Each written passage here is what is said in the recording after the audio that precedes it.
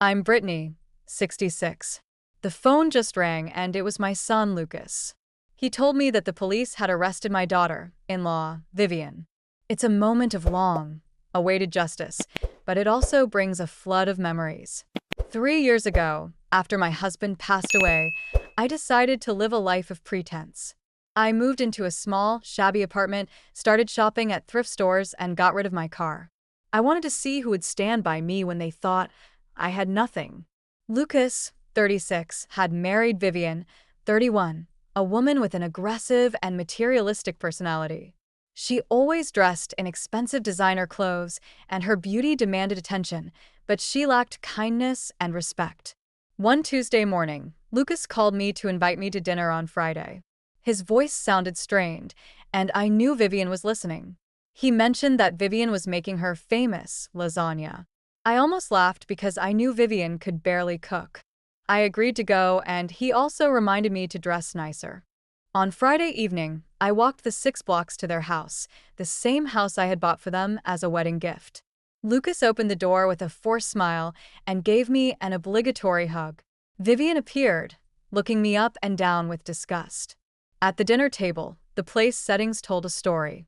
Lucas and Vivian had matching ones, while mine was old and mismatched. The lasagna was terrible, but I said it was delicious.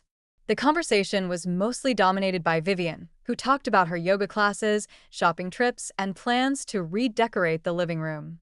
She also mentioned getting new furniture, criticizing the old ones that I had helped them pick out. Then, the real confrontation came. Vivian and Lucas started to talk about my living situation.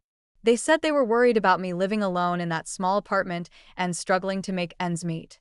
Vivian even suggested that I should get a job like being a greeter at Walmart. I was worth $5 million, but they had no idea. I just sat there, listening to their words, feeling the coldness in my chest. I let them continue, and then I decided to show them a glimpse of the truth. I asked Lucas if he remembered what his father used to say about people who mistake kindness for weakness. I also started to question Vivian's so-called concern. I asked when was the last time she asked about me as a person, not just my financial situation. 3 days later, Lucas came to my apartment. I prepared his favorite coffee and showed him the manila folder that contained my real financial documents. When he saw the bank statements, investment portfolios, and property deeds, he was shocked. I told him that I had been living a lie for 3 years to see who my real friends and family were. Vivian was furious when she found out about my wealth. She called me, demanding an explanation. I went to their house that night, dressed in my real clothes, showing the confidence of real wealth. In the living room, she accused me of lying, and I started to expose her true nature. I revealed that she had been telling the neighbors I was losing my mind and had contacted an elder law attorney about having me declared incompetent to access my money. I also showed evidence of her secret credit card debt and shopping sprees. Lucas was heartbroken when he learned the truth about his wife. I told Vivian that she had to leave the house because it was mine. She refused at first, but when I showed her the deed, she had no choice. She left in a rage, vowing that it wasn't over. After that, Vivian launched a smear campaign against me. She told everyone in the family that I was a vindictive and crazy mother-in-law. Many relatives called me to scold me, but I just listened, letting them show their true colors.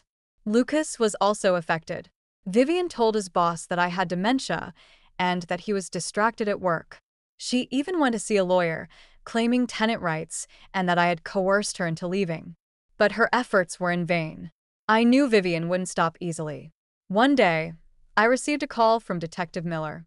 Vivian had filed a false report of elder abuse and financial exploitation against me and Lucas. I immediately called my attorney and went to the police station. At the station, I presented my real financial documents and evidence of Vivian's wrongdoings. The detective was shocked by the truth. In the end, it was decided that Vivian would be arrested for filing a false report, attempted fraud, and possibly stalking. Now, as I sit in my luxury penthouse, looking out at the city, I think about the past 3 years. It was a long and painful test, but it saved my son from a toxic relationship and taught me the importance of true love and loyalty. Lucas and I are starting over, and I hope he will find a woman who truly loves him for who he is. I'm curious about you who listened to my story. What would you do if you were in my place? Have you ever been through something similar? Comment below. And meanwhile, I'm leaving on the final screen two other stories that are channel favorites, and they will definitely surprise you. Thank you for watching until here.